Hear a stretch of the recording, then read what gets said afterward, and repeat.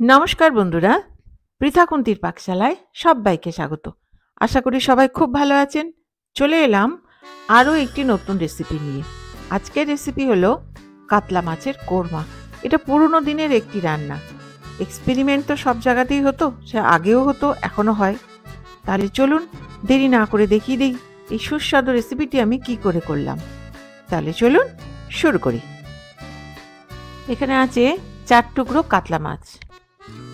এটা এবার আমি ম্যারিনেট করে নেব। দিয়ে দিলাম 3টে মাঝারি সাইজের পেঁয়াজ বাটা, 1/3 চামচ হলুদ গুঁড়ো, হাফ চা চামচ লঙ্কা গুঁড়ো, 1/4 চামচ কাশ্মীরি লাল লঙ্কার গুঁড়ো, 1 চা চামচ আদা বাটা, আর দিয়ে দিচ্ছি 3 চা চামচ টক দই,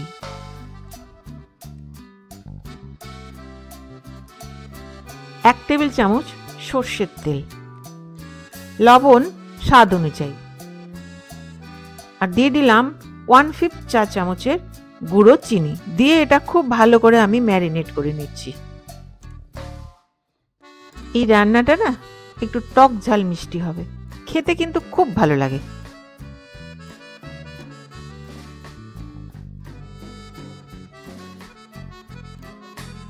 এই মাছটা ম্যারিনেশন হয়ে গেল।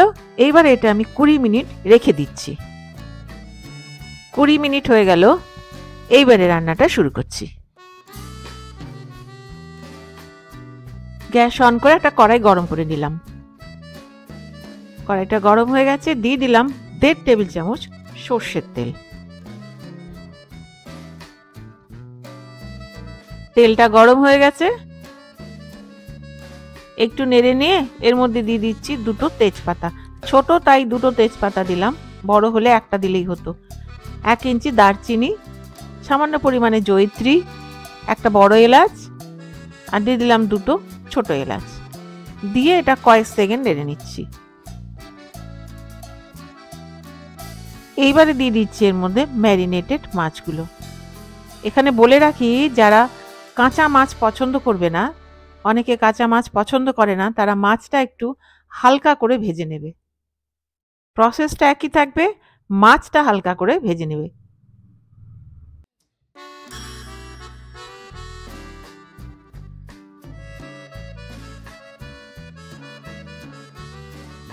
এইবারে এই প্লেটটা ধুয়ে যে মশলাগুলো লেগে আছে, এটা ধুয়ে একটু জল আমি দিয়ে দিচ্ছি। প্রায় 3 চা চামচ জল আমি দিলাম।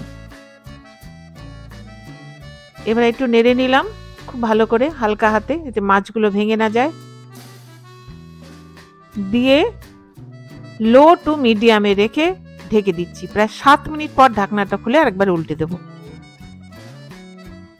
প্রায় 7 মিনিট হয়ে গেল, ঢাকনাটা খুললাম।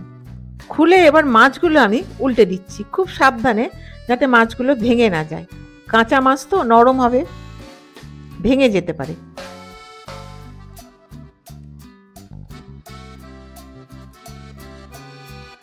এইবারে ঢেকে আরো 5 মিনিট আমি লো টু মিডিয়ামে রেখে দিচ্ছি। আরো 5 মিনিট হয়ে গেল, ঢাকনাটা খুললাম। খুলে হালকা করে নেড়ে নিচ্ছি, যাতে নিচে লেগে না যায়। খেয়াল রাখতে হবে মাছটা যেন পুড়ে না যায় বা নিচে লেগে না যায়, তাহলে কিন্তু একটা পোড়া গন্ধ হবে, খেতে ভালো লাগবে না।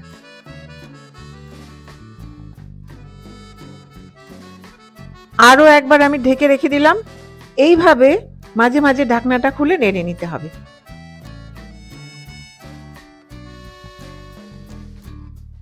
রান্নাটা তো খুবই সোজা। মাঝে মাঝে এভাবে নেড়ে নিয়ে তেল ছেড়ে আসা পর্যন্ত রেখে দিতে হবে, রান্নাটা করতে হবে। টোটাল এটা প্রায় 25 মিনিট মতো সময় লাগবে। আরো একবার ঢেকে দিলাম। এবার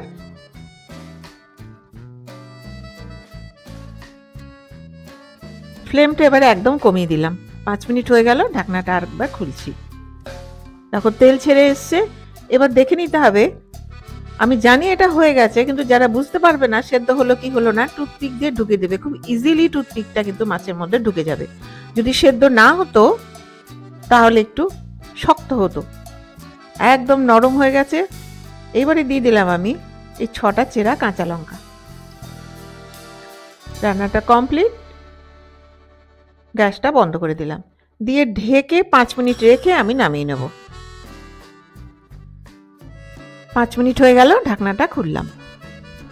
দেখতে কত সুন্দর হয়েছে, খেতেও কিন্তু ততোধিক সুস্বাদু। এইবারে খুব সাবধানে একটা প্লেটের মধ্যে তুলে নিচ্ছি। এই মাছটা শুকনো ভাত দিয়ে মেখে খেতে খুব ভালো লাগে। এই মাছের রেসিপিটা, গ্রেভিটা এত টেস্টি হয় যে কি বলবো, করে না খেলে কেউ বুঝতে পারবে না। আবারও বলে দিই, যারা কাঁচা মাছ পছন্দ করবে না তারা হালকা করে ভেজে নেবে, প্রসেসটা একই থাকবে। গোটা গরম মশলা, তেজপাতা এগুলো তুলে ফেলে দিলাম।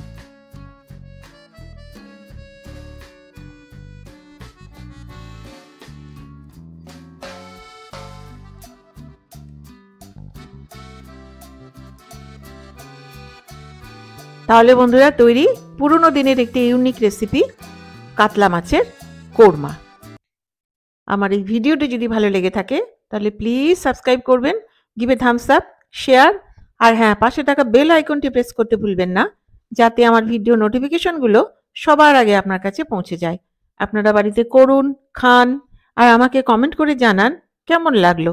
তাহলে দেখা হচ্ছে আরেকটি নতুন রেসিপি নিয়ে। আর আমার এই ভিডিওটি শেষ পর্যন্ত দেখবার জন্য ধন্যবাদ। ভালো থাকবেন, সুস্থ থাকবেন।